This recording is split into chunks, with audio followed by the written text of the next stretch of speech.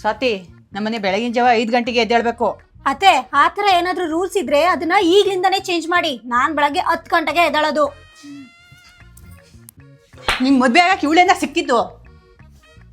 ಸ್ವಾತಿ, ಆ ಟೇಬಲ್ ಮೇಲೆ ಮಾತ್ರೆ ಇಟ್ಟಿದ್ದೀನಿ, ತಗೋಬಾ.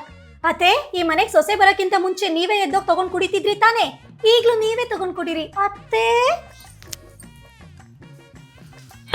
ಮದ್ವೆ ಆಗಕ್ಕೆ ಇವಳೆಂದ ಸಿಕ್ಕಿದ್ದು.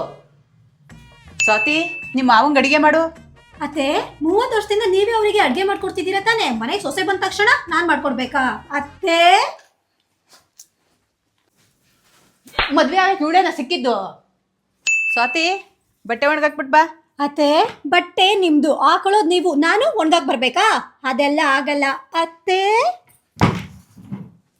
ನಾನು ನಿದ್ದೆ ಹಾಳು ಮಾಡ್ಬಿಟ್ಟು ನೀನು ಇಲ್ಲ ಆರಾಮಾಗಿ ಮನೆಗಿದ್ಯಾ? ಇವಳೇನ ಸಿಕ್ಕಿದ್ದು ನಿನ್ ಮದ್ವೆ ಆಗಕ್ಕೆ?